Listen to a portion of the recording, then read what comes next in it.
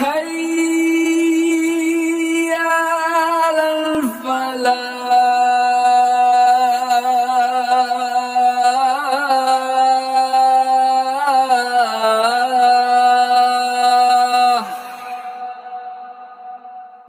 الہ العالمی ہم پر تیرا انعام ہو جائے، الہ العالمی ہم پر تیرا انعام ہو جائے، رسول اللہ کے غلاموں میں سب کا نام ہو جائے۔ محترم حضرات، سامعین کرام، سمندر میں ایک مرتبہ جہاز جا رہا تھا، مال سے لدا ہوا تھا۔ اس میں ایک عورت حاملہ بیٹھی تھی جس کے پیٹ میں بچہ تھا، اور اللہ کی طرف سے طوفان آ گیا، زلزلہ آ گیا، پتھراؤ کی بارش ہونے لگی، طوفان جاری ہو گیا۔ اس طوفان سے جہاز ٹکرایا، موجوں میں تھپیڑوں میں لڑکھڑاتے ہوئے پارا پارا ریزہ ریزہ ہو گیا۔ لیکن وہ عورت جو جس کے پیٹ میں بچہ تھا وہ تختے کے اوپر بچی۔ بھائی اسی کو خدا کی وحدانیت کو بیان کرنا ہے۔ بھائی کس نے بچایا؟ اللہ تبارک تعالیٰ نے بچایا۔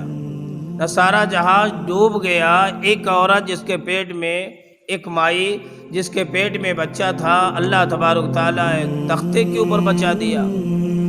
اب اندھیرا ہے، تاریکی چھائی ہوئی ہے، رات میں پتھراؤ کی بارش ہے، طوفان جاری ہے، زلزلہ چل رہا ہے، طوفان چل رہا ہے، عورت کے پیدائش کا درد سے اٹھا ہوا۔ وہاں دائی کوئی نہیں، بابا کوئی نہیں، دائی دیکھنے والا کوئی نہیں، نہ تو رشتہ دار ہیں نہ پروار ہے، سمندر کی دھار ہے۔ وہ عورت تختے پر مچل رہی ہے، اللہ تبارک تعالیٰ اس تختے کے اوپر سمندر کی دھار پہ بچے کو پیدا کر دیا۔ اللہ تبارک تعالیٰ فرماتا ہے فرشتے ملک الموت جاؤ اس عورت کی روح نکال کے میرے پاس لاؤ۔ اسرائیل علیہ السلام آئے، اس عورت کا اسی تختے پر روح نکالا۔ اب اکیلا بچہ ہے، سمندر میں لاش پلٹ دی، اکیلا بچہ تیرتا ہوا جا رہا ہے۔ کچھ دور جانے کے بعد دیکھا ایک دھوبن کپڑا گھاٹ پہ دھل رہے تھے۔ انہوں نے بچے کو خوشنما تختے کے اوپر دیکھا، قریب بڑھ گئے، اللہ پاک نے اور قریب کر دیا، اور جب بچے کو پا لیا بڑے خوش ہو گئے۔ حتیٰ کہ نوبت یہ آئی، پالتے پالتے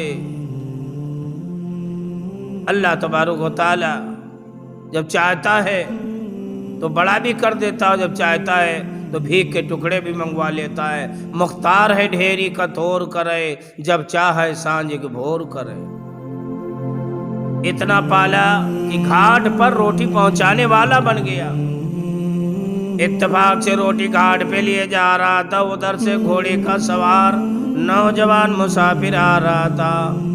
گرمی کا موسم تھا، نیم کے پیڑ کے نیچے آرام کرنا چاہا، پیر زمین میں گھوڑے سے اتارا، زمین پہ نظر ڈالی تو دیکھا ایک پڑیا نظر آئی۔ پڑیا اٹھاتا ہے، دیکھتا ہے اس میں کیا ہے، تو جب کھول کے دیکھا تو دیکھا سرما۔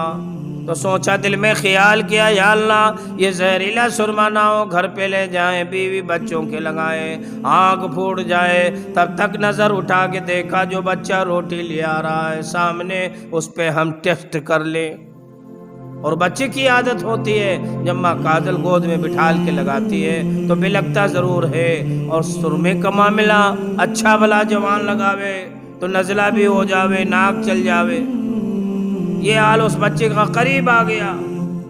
وہ مسافر، وہ نوجوان زبردستی پکڑ کے ایک انگوٹھا پھیر دیا۔ بچے نے آنکھ پکڑ کے بیٹھ گیا، کہنے لگا میری آنکھ پھوٹ گئی۔ وہ گھوڑے کے مسافر نے سوچا شاید یہ زہریلا سرما تھا، اب تو میں پکڑا جاؤں گا۔ انہوں نے دونوں آنکھوں میں فٹ کر دیا، روٹی گرد و غبار میں گر گئی۔ وہ گھوڑے کا مسافر اپنے گھوڑے پر بیٹھ کر اپنے رخ کو چلا گیا، اور جب بچے کی آنکھیں ٹھنڈی ہو گئیں تو گرد و غبار سے روٹی جھاڑی، سر پہ رکھی، گھاٹ پہ پہنچا اور کہنے لگا ابا باپ کہنے لگا بیٹا روزانہ تو ٹائم سے روٹی لاتا تھا، آج کیا ہوا؟ کہنے لگا ابا آج میں بہت بڑی سوداگیری میں تھا۔ باپ کہنے لگا بیٹا کیا سودا خریدا ہے؟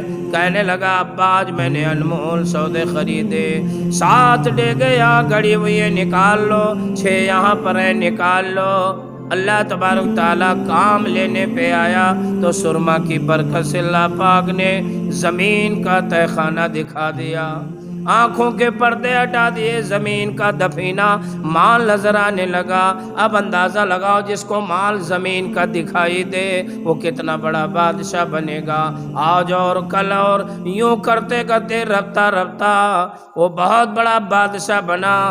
اور مولانا مولوی آتے تھے کہتے تھے بھائی بادشاہ سلامت جو اللہ نے تمہیں مال دے رکھا ہے اس کی زکوٰۃ نکال ڈالو۔ تو بادشاہ کہنے لگا اس میں اللہ کا کیا ہے، میں نے خود کھود کے رکھا ہے، مجھے خود دکھائی دیتا ہے۔ مولوی صاحب بیچارے مایوس ہو کر چلے گئے۔ کچھ دور جانے کے بعد بادشاہ جوش میں آیا اور کہنے لگا وزیروں کو حکم دیا مولوی صاحب کو بلاؤ۔ جب مولوی صاحب کو بلایا قریب آئے تو بادشاہ کہنے لگا اے مولوی صاحب یہ بتاؤ یہ مال اللہ کے راستے میں خرچ کر دیں تو اس کے عوض میں کیا ملے گا؟ تو مولوی صاحب بیچارے کہنے لگے تمہیں جنت ملے گی، دودھ و شہد کی نہریں ہوں گی، حور غلمان ہوں گے، بڑے عیش و حسرت کی چیزیں ہوں گی، تمام سرائیاں پلیٹ پیالے جملہ ریس کے سامان ہوں گے، جو میں نے بتایا اسے کئی دگنا 70 گنا زیادہ اللہ پاک اس کے اندر سامان مہیا کیا ہے۔ تو بادشاہ کہنے لگا بس اللہ کی جنت میں میں اللہ کی جنت نہیں چاہیے، اتنا سا جو سامان میں خود کر لوں گا۔ کتابوں میں لکھا ہوا ہے 12 سال اس نے جنت بنوائی، اور جب وہ تیار ہو گئی بڑی حسین لڑکیاں، بڑے بڑے سیٹھیوں کی حسین لڑکیاں لا کے خوبصورت بنا کے اس میں حوریں بنا کے ڈال دیا، بڑے بڑے راجاؤں کے لڑکے بڑے حسین خوبصورت لا کے غلمان بنا کے چھوڑ دیا، اور 9 گھوڑوں کی بگی پر بیٹھ کر وہ اپنے جنت کا معائنہ کرنے جا رہا ہے۔ پیچھے ساجو باج ہے، تمام اس کی رعایا پبلک ہے۔ اللہ تبارک تعالیٰ جو اس میں آیا وہ کہنے لگا ہے ملک الموت کے فرشتے یہ بادشاہ ایک قدم جنت میں نہ رکھنے پائے، اس کی روح نکال کے لاؤ۔ ملک الموت کا فرشتہ بڈھی کی شکل میں چھوٹی سی لاٹھی لے کر آ کے جنت کے دروازے پہ کھڑی ہو گئی۔ ادھر سے بادشاہ کا گزر ہو گیا اور رفتہ رفتہ گھوڑے کا قدم جنت کے چوکھٹ پر پہنچ گیا۔ وہ بوڑھی مائی وہ ملک الموت کہنے لگی ایسا کر اے بادشاہ تھوڑی بات میری سن لے، پھر اپنی اب جہاں جا رہا ہے تہاں چلا جا۔ وہ بادشاہ کہنے لگا چتھڑے کی حالت دیکھ کر کہنے لگا اے بوڑھی ہٹ جا، ہم 12 سال کی جوانی خرچ کے اسے معائنہ کرنے جا رہے ہیں اور تو بیچ میں روک رہی ہے۔ وہ بوڑھی مائی وہ ملک الموت کہنے لگی ذرا اپنا سر نیچا کر دو تاکہ میں آپ کے کان میں کہہ دوں۔ بادشاہ سلامت نے سر نیچا کیا۔ ملک الموت کہنے لگی اے بادشاہ میں ملک الموت ہوں، آپ کا روح نکالنے کے لیے آئی ہوں، اللہ تبارک تعالیٰ نے مجھے بھیجا ہے، میں اپنی شکل بدل کے آئی ہوں اس لیے تجھے پتہ بھی نہ چلے، اب تو تجھے پتہ چل گیا ہوگا۔ اللہ فرماتا ہے قدم یہ بندہ جنت میں نہ رکھنے پائے اس لیے میں آیا ہوں۔ بادشاہ کانپنے لگا، تھر تھر آیا اور کہنے لگا اے ملک الموت 12 سال کی جوانی میں نے جنت میں خرچ کی ہے، جنت کے اندر مجھے جانے دے، ایک پل کی فرصت دے دے، ایک نظر ڈال لوں اور جب باہر نکلوں روح نکال لینا۔ ملک الموت کا فرشتہ کہنے لگا نہیں نہیں، پل مارنے کی فرصت نہیں ہے، پلک مارنے کی فرصت نہیں ہے، سانس لینے کی فرصت نہیں ہے، اللہ تبارک تعالیٰ نے مجھے بھیجا ہے۔ بادشاہ کھڑکھڑایا اور نیچے زمین پہ گرا، روح پرواز کر گئی۔ اب ملک الموت کا فرشتہ یہ روح لے کر اللہ کے سامنے پہنچا۔ اللہ تبارک تعالیٰ سے ملک الموت کا فرشتہ کہنے لگا او باری الہا، دنیا میں ہم نے تمام روحیں نکالی ہے، کسی کو بنگلے میں، کسی کو کوٹھے پہ، کسی کو 3 منزل سے نیچے گرا دیا، کسی کو ریل کی پٹری پہ موت دیا، کسی کو پیڑ سے نیچے گرایا، کسی کو ٹرک کے نیچے دبایا، کسی کو دیوار کے نیچے، کسی کو ندی میں ڈبو دیا، کبھی پریوار کے سامنے، رشتہ دار کے سامنے۔ یا اللہ یہ 2 روحیں جو ہم نے نکالی ہے ان پہ بڑا مجھے ترس آیا، اللہ فرماتا ہے ملک الموت وہ بیان کر، کیونکہ اللہ کو معلوم تھا۔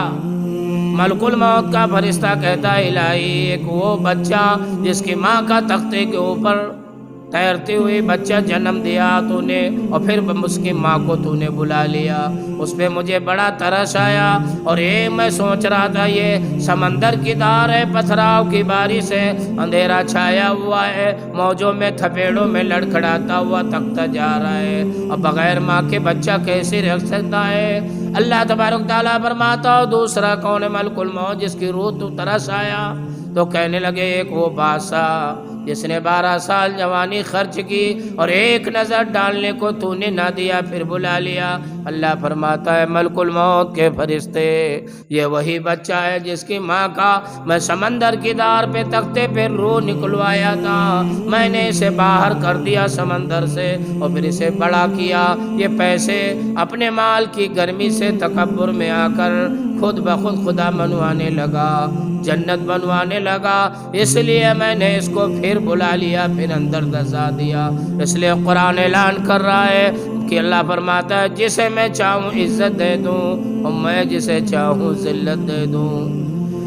قرآن پاک میں ہے، اللہ فرماتا ہے کہ قرآن پاک میں ہے ارشاد کبریا، قرآن پاک میں ہے، قرآن پاک میں فرمان کبریا، وتعز من تشاء وتذل من تشاء، وتعز من تشاء۔ اور شداد نے زمین پہ جنت بنائے تھے، شداد نے زمین